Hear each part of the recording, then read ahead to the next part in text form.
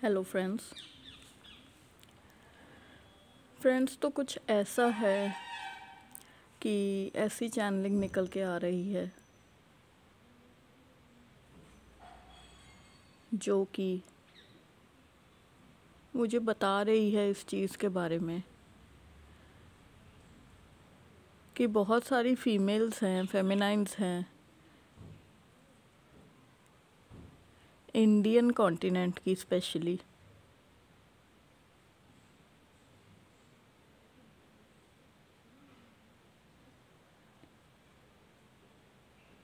या कहीं और से भी हो सकते हैं आप, all over the world, global feminines, पर स्पेसिफिकली जो इंडियन फेमिनाइन्स हैं उनके लिए ये आ रहा है, या जो कल्चरली थोड़ा रेट्रोग्रेड कल्चर्स हैं, ईस्टर्न कल्चर्स हैं, थोड़ी ऑर्थोडॉक्स कल्चर्स हैं, उनके लिए आ रहा है। आप श्रीलंका में रहते हो सकते हो, ऑस्ट्रेलिया में रहते हो सकते हो, न्यूजीलैंड में रहते हो सकते हो, इंग्लैंड, कनाडा, यूएस, कहीं भी रहते हो सकते हो। अगर आपके घर का माहौल वैसा है तो इट अप्लाइज टू यू। तो क्या निकल के आ रहा है कि जो नार्सिसिज्म का ट्रेट है, नार्सिसिज्म का ट्रेट बहुत एक्टिवली प्ले कर रहा है इंडियन फेमिनाइन्स के जीवन में, की लाइफ में। तो नार्सिसिज्म स्पेशली जो इंडियन फीमेल्स बियर कर रही हैं वो उनकी मदर की साइड से आ रहा है। जैसे पहले भी चैनलिंग निकल के आई है कि डिवाइन मैस्कुलाइन की मदर प्रिवेंट कर रही है यूनियन किसी तरह से, जो भी वो कर रही है वो उस चैनलिंग में बताया गया है। वो यूनिवर्सल चैनलिंग है क्योंकि वो वेस्टर्न कल्चर्स को भी अप्लाई करती है। पर ये जो चैनलिंग है ये मेनली मुझे यही बताया जा रहा है कि जो इंडियन फेमिनाइन्स है या किसी तरह से एक मतलब उनके घर का माहौल ऐसा रहा है कि वो ईस्टर्न कल्चर को डिपिक्ट करता है, थोड़ा टाइट माहौल रहा है, थोड़ी कंट्रोल इश्यूज हैं, थोड़ा माहौल जैसे होता है खुला माहौल नहीं है, वेस्टर्न कल्चर जैसे खुला माहौल होता है उस तरह का माहौल नहीं है। तो उन घरों की ये स्टोरी मुझे दिखाई जा रही है। स्पेसिफिकली मदर का नार्सिसिस्टिक बिहेवियर दिखाया जा रहा है एक लड़की के प्रति, एक डॉटर के प्रति, या डिवाइन फेमिनाइन जो है उसके प्रति। अब डिवाइन फेमिनाइन 40, 50, 60 साल की भी हो सकती है, या डिवाइन फेमिनाइन 15, 16, 20, 25, 30 साल की भी हो सकती है। कोई भी एज ग्रुप के लिए ये रेलेवेंट है। पर मुझे जैसे दिखाया जा रहा है एक नार्सिसिस्टिक मदर और एक लड़की, एक यंग लड़की, 25, 30, 20, आप कितने भी साल के हो सकते हो, ये जो पैटर्न प्ले करके आ रहा है, अगर आपके घर में ऐसा पैटर्न हो रहा है तो इसको आपको पहले तो समझना पड़ेगा। दूसरी चीज़ है समझ के इसको कैसे प्रिवेंट करें या कैसे इसके चंगुल से निकलें वो आपको जानना पड़ेगा। तो मैं शुरू करती हूँ चैनलिंग यहाँ से।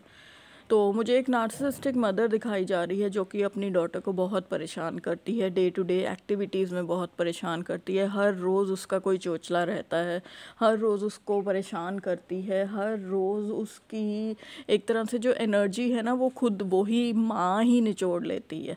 तो वो लड़की और तो क्या ही करेगी लाइफ में या उस दिन या ज़िंदगी में, क्योंकि दिन दिन जोड़ने से ही लाइफ बनती है ना।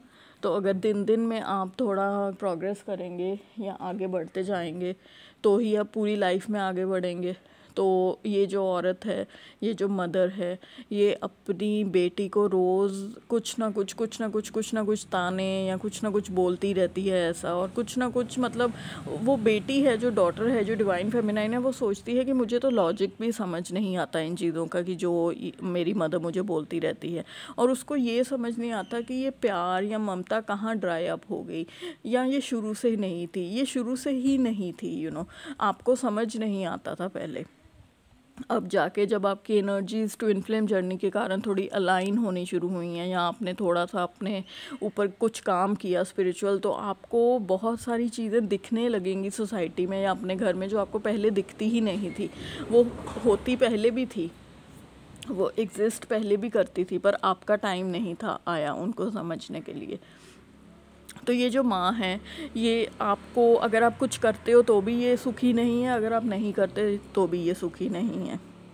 जैसे कि आपको बोलेगी कि अगर दाल भिगो के रखी है, आएगी थोड़ी देर बाद, आधे घंटे के बाद किचन में, तो बोलेगी कि ये तो बना ही नहीं तुमने, तो अगर आप बना भी दोगे उस दाल को अगले दिन कि हाँ चलो मैं कल मेरी माँ ने कहा था तो आज मैं बना देती हूँ, कि शायद वो गुस्सा होगी ना बनाने से, तो उस दिन आप बना दोगे तो वो कहेगी बनानी थोड़ी थी, मैंने थोड़ी कहा था तुम्हें, तो किसी भी मतलब तरह से खुश नहीं होती, किसी भी तरह आप उसको खुश नहीं कर पाते। छोटी छोटी चीज़ें, ये तूने बर्तन कहाँ रख दिया, तूने ऊपर से ग्लास नहीं अपने कमरे से तू लेके आई वापस, तू प्लेट नहीं लेके आई, या ये तूने कहाँ रखे हैं, नैपकिन कहाँ रखे हुए हैं, तो कुछ ना कुछ लेके, अच्छा ये दरवाज़ा तू खोल रही है इस कमरे का तो क्यों खोल रही है, क्या कर रही है तू अंदर जाके, कुछ ना कुछ चलता रहेगा। अच्छा तू तो पतली होने लग गई, अच्छा तू क्या करती है, एक्सरसाइज करती है कि सैर के लिए जाती है, अच्छा तूने सैर बंद कर दी अब, अच्छा तूने ऐसे कर दिया, अच्छा तूने, तो वो कुछ भी उसका आप देखोगे पूरे दिन में, एक तो जो टॉक होती है वो इर्रेलेवेंट टॉक होती है, कि कुछ भी आप बोलोगे तो उसमें सहमति जाहिर नहीं करेगी कभी। ये कौवा मेरे साथ साथ बोल रहा है तो इसकी चहचहाट सुन लेते हैं पहले।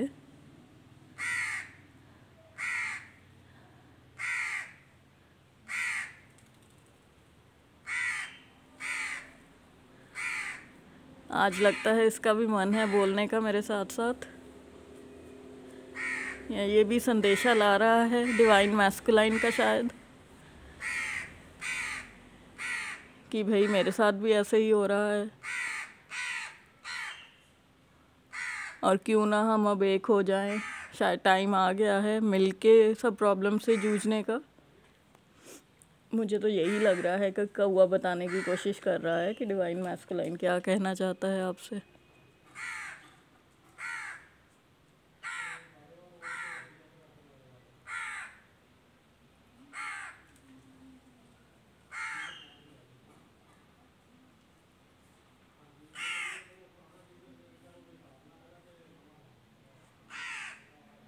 बोले जा रहा है, सुनिए। नेचर को कभी भी अपोज नहीं करना चाहिए, नेचर का कोई साउंड हो तो उससे मैसेज मिलता है।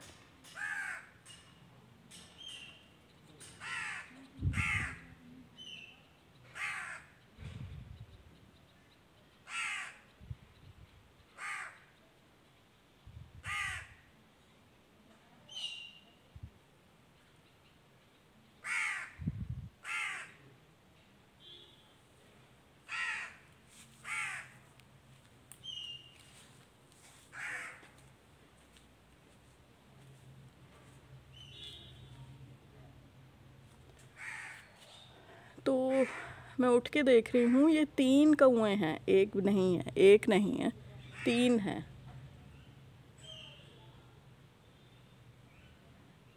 जो हमारे से बात करने की कोशिश कर रहे हैं। शायद मैंने आपको बताया कि क्या कह रहे हैं। ऐसे ही नेचर का कोई भी चीज़ आपको मैसेज प्रोवाइड कर सकता है, आपको मैसेज दे सकता है। बादल, पेड़, पक्षी, आप बहुत सारी चैनलिंग्स देखेंगे पहले मेरी, जो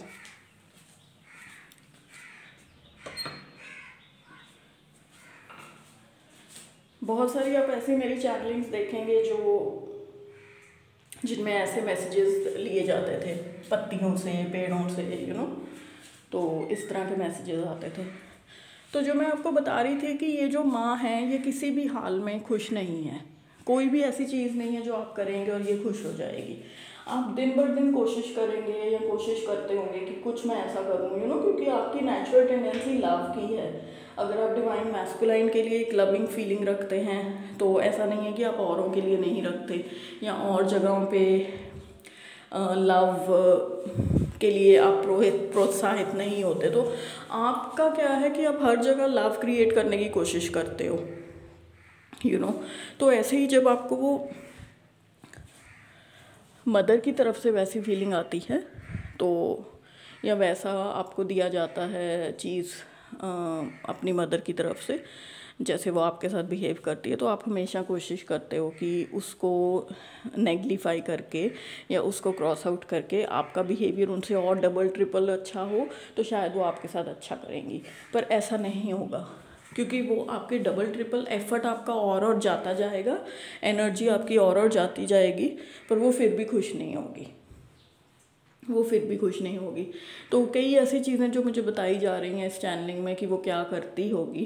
तो जैसे मैंने आपको कुछ किचन की एग्जांपल्स दी, ऐसे ही जैसे कोई सब्ज़ी बनी है घर में और उसके साथ चलो आपकी मेड आती है, आपने उसको बोला कि चलो 2-3 पराठे बना दो और बाकी आप चपाती बना दो, और फिर आप उनको आके बताते हो कि मैंने 2-3 पराठे बना लिए और 3-4 चपातियाँ बनवा ली, ताकि मिक्स मैच करके कोई खा ले। तो वो आपको जैसे कहेंगी और सुबह भी तो पराठा खाया था, रात को भी पराठा खाया था, तो वो किसी भी हालत में खुश नहीं है। और वो ही सब्ज़ी अगर पिछले हफ्ते बनी हो और आपने कहा हो कि इसमें तो मतलब चपाती में तो मज़ा नहीं आ रहा, तो वो खुद कहेगी हाँ चपाती में मज़ा नहीं आ रहा, पराठे बनने चाहिए थे।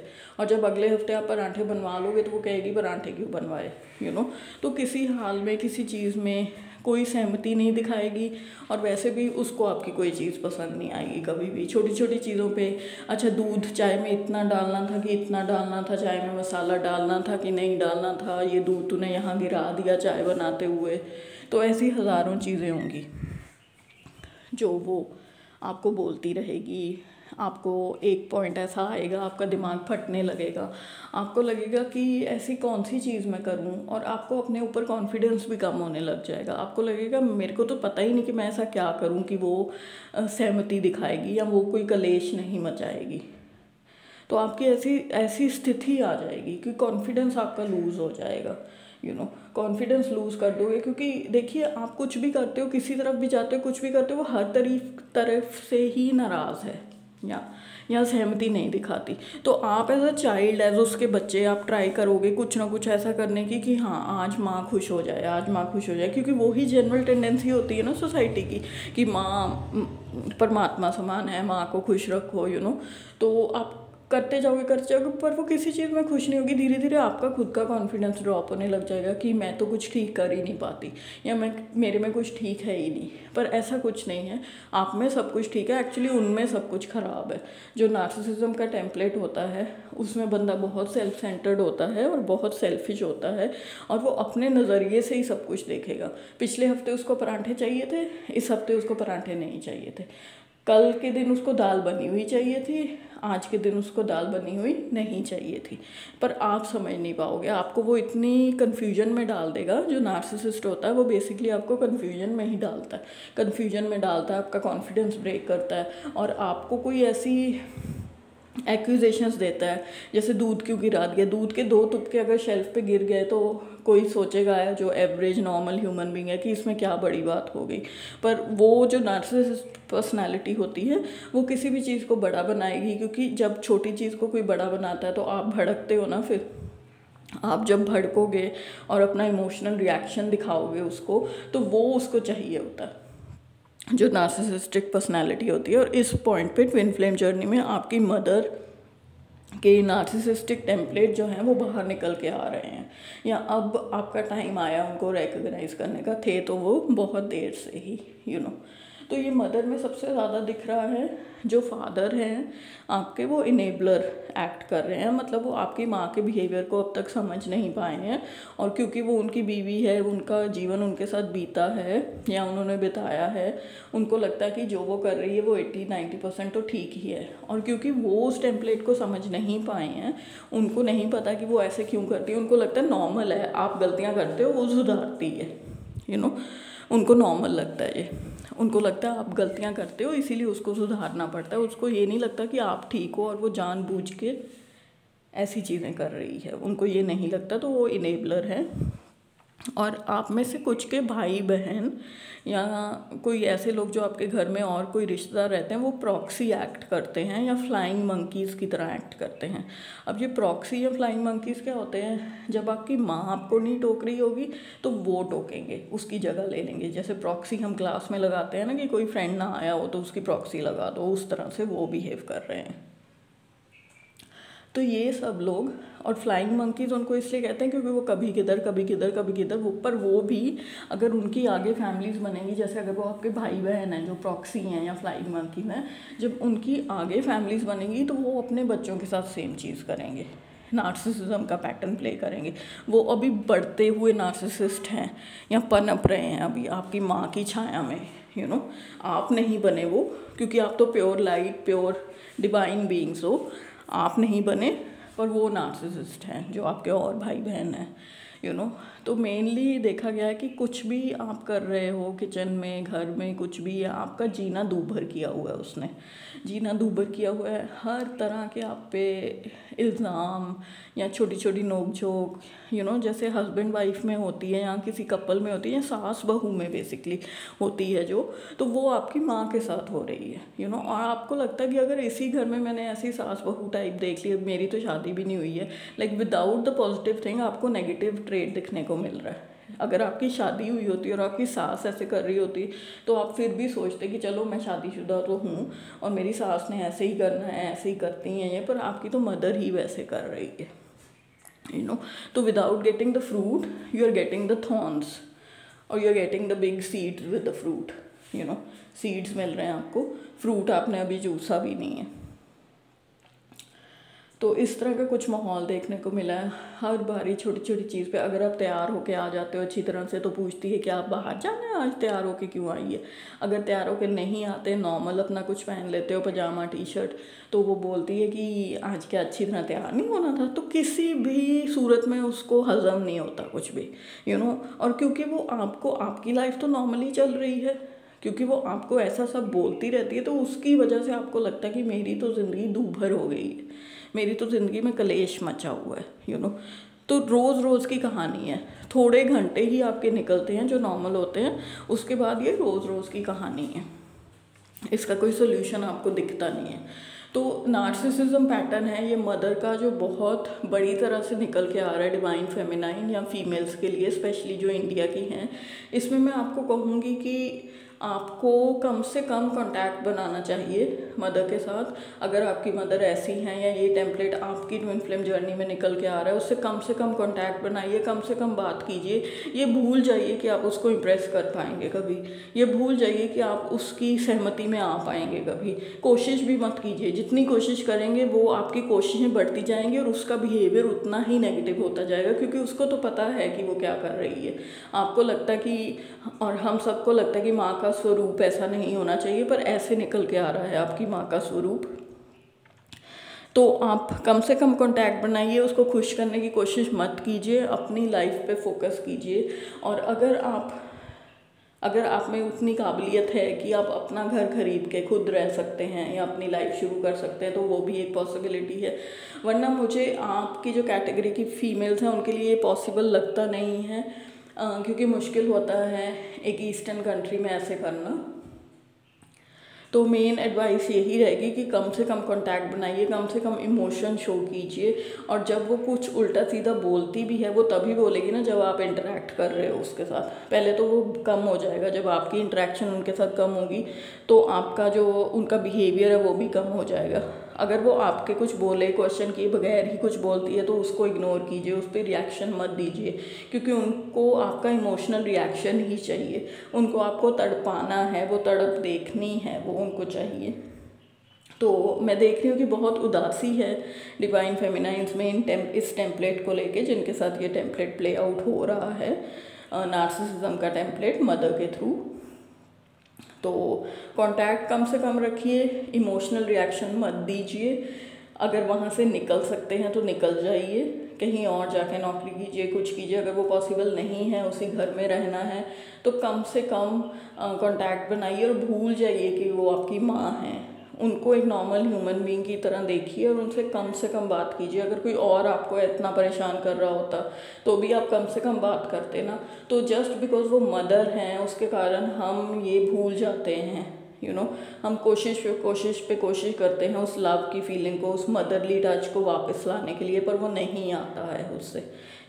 हो सकता है उनकी लाइफ में भी कुछ प्रॉब्लम्स रही हो कि उनका बिहेवियर ऐसे हो रहा है, पर बहुत बुरा बिहेवियर मुझे दिखाया जा रहा है और रोज़ रोज़ की जान सूख रही है आपकी, रोज़ रोज़ की परेशानी है और रोज़ रोज़ की ज़िल्लत भरी ज़िंदगी, रोज़ रोज़ की ज़िल्लत भरी ज़िंदगी मुझे दिखाई जा रही है कि रोज़ रोज़ की ज़िल्लत, रोज़ रोज़ की तकलीफ़, रोज़ रोज़ का रोना है। कुछ भी बोलते जाना, हमेशा जली कटी सुनाते रहना, हमेशा आपको मतलब छोटा डी वैल्यू करना, हमेशा आपकी अच्छा आज तो तू काली लग रही है, आज तू मोटी लग रही है, अच्छा तूने अब तू सैर करती है कि नहीं, अच्छा तू तो हाथ भी नहीं हिलाती, तू सारा दिन बैठे बैठे खाती है, ऐसी चीज़ें और तो ये टेम्पलेट निकल के आ रहा है फ्रेंड्स आपके लिए, narcissistic mother in the Indian female scenario.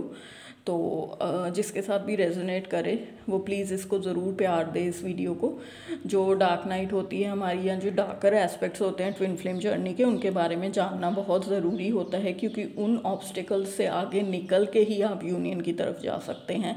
अगर आप उन ऑब्स्टिकल्स को अवॉइड करोगे या डार्क वीडियोज़ को देखना अवॉइड करोगे तो ये आपके हित में नहीं है, क्योंकि ट्विन फ्लेम जर्नी जस्ट एक रोमांटिक रिलेशनशिप नहीं है, वो एक स्पिरिचुअल कनेक्शन है जिसमें ऑब्स्टिकल्स, टेम्पलेट और पैटर्न से निकले बगैर कोई चारा नहीं है यूनियन तक पहुंचने का।